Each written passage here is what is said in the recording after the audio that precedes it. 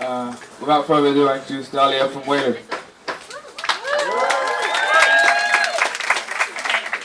I don't know about the whole mic check, but can everyone hear me at the back? Yeah.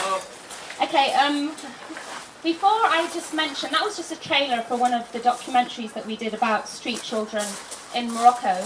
But before I just tell you a little bit more about it, because it is very, very short and you don't really feel what it's like to be a street child, I just want to say a massive thank you to Ali. Where's Ali? Thank you, Ali. Just because he actually approached us and he's actually come up to us and he's giving some of his profits towards us and towards this good cause and just giving us the space to actually speak about the Street Children's Charity, so we really do appreciate it.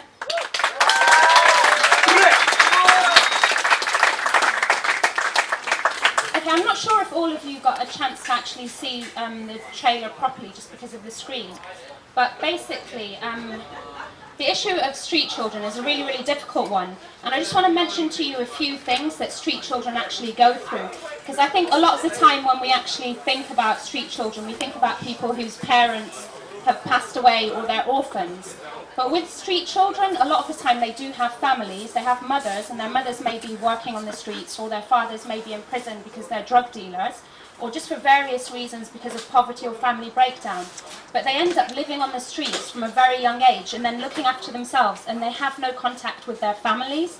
So they could spend 5 to 10 years, they grow up on the streets by themselves. So the biggest difficulty with working with street children is that the psychological and the mental trauma that they actually deal with, because they've been rejected by society. They walk past other children who are with their families, and then, you know, they constantly think about their mothers, who they love but they hate at the same time because they didn't come to look for them. And then another main thing that a lot of street children sadly face is one of sexual abuse. So initially they may have been raped by an older gang member, and then it turns into a vicious cycle where they're actually selling themselves for sex, and a majority of them are boys as well. And it's from the young age of 6, but then they sniff glue because it suppresses all the mental trauma that they've been through. And then with regards to Morocco as well, like we've seen it firsthand, is a lot of them will travel north to the border in Morocco to Tandris and actually hold onto the bottom of lorries or climb into the back of trucks where no one can see them, or swim across the ocean. And like Spanish officials actually find thousands and thousands just bodies washed upon the shore every year, because they'll die trying to escape, because they have an image that Europe is their dream and they're going to follow the yellow brick road to go out there and make what they can. But they're the main things, but you can look at everything on the website. And just as well, if you put your names down, we're hopefully going to be doing film screenings really soon. We did have an event previously, but put your name down because the film really does go into it, and you get to feel Jamel's story and see how he actually lives as a child, and just put yourself in that situation. But just before I tell you a little bit about what we do and why we're called Walou, like, I won't keep you for too long. I just wanted to read you something that might actually make you feel it a little bit more than just, you know, the points that I've mentioned. So it should only take a couple of minutes if you just bear with me. I stand on my own, but I'm not alone. Thousands and thousands of children as young as 3 who live a life just like me. You walk straight past me, but I'm like a shadow you never see. You'll never understand what it feels like to be me. Have you ever felt neglected, completely abandoned and rejected? She carried me for 9 months. She cared for me in the early years, but she's no longer there. She's no longer there to wipe away my tears. She's no longer there to protect me from my fears. She deserted me, rejected me, and I'm left stood on my own. I'll never understand how you can deny and disown a child that is your own. I'm angry at her and I hate her for leaving me, but I still love her and I want her near me. I had to grow up overnight, learnt to become the father of myself, learnt to struggle and learnt to fight, learnt to survive day by day, found places to sleep and found places to eat. It's a constant physical and mental test, always feeling insignificant and worthless, always feeling cold and confused, regularly being beaten and bruised. But cuts and bruises eventually heal, they eventually disappear, but what I'll always feel, what will always be clear, what I'll never reject, what I'll never forget, was the day I was sexually abused, and that was the day I began to misuse. I told you, you walk straight past me, but I'm like a shadow you never see. You'll never understand what it feels like to be me. You think I sniff glue to get high. You think I steal and I lie. You think my eyes are tearless and I don't cry. You think I'm fearless. I don't sniff glue to get high. I sniff glue because then I won't cry.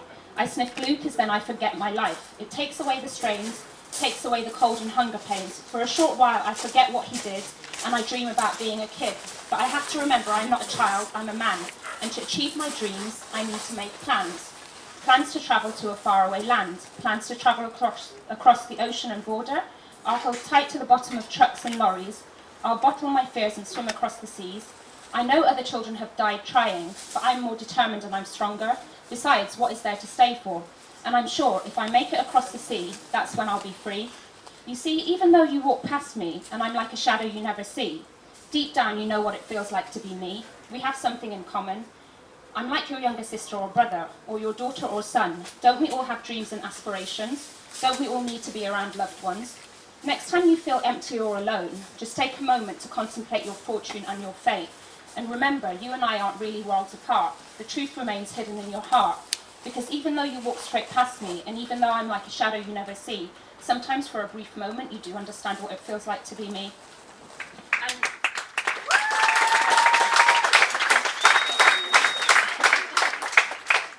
yeah, that's just basically something how we look at it, all of us that work on Walou, because a lot of us, we get asked, why are you doing it for Moroccan street children? None of you are Moroccan, you can do it for your countries of origin. And it's just like, well, we happened to come across this and we lived there and we saw it, and we're just doing what we can for the situation. And it is, when it gets hard and we all work full time, it's just like, you know, I'm sure all of you sometimes, you know, things have happened to you and you felt lonely. For that split second, this is what these children feel like all the time.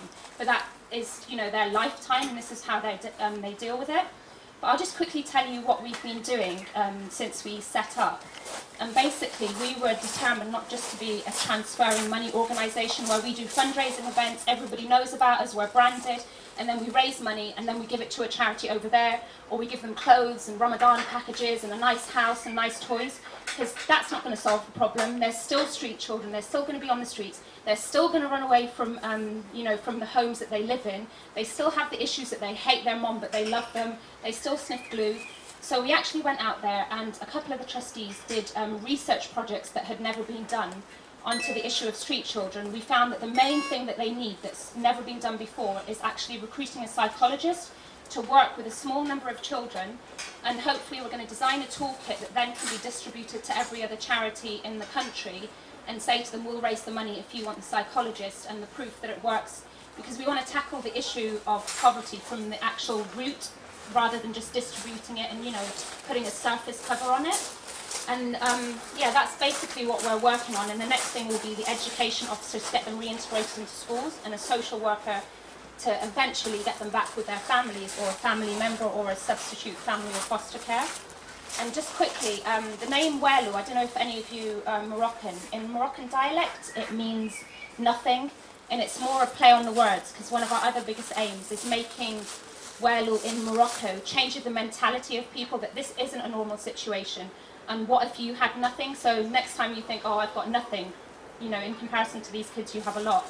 So please, yeah, just donate. I'm going to plug it. Donate. It's not coming to us, it's going to the kids. We've got a charity box outside. And also just sign up, be a volunteer, do what you can. Do what Ali did. He came and he approached us and did some really great work for us.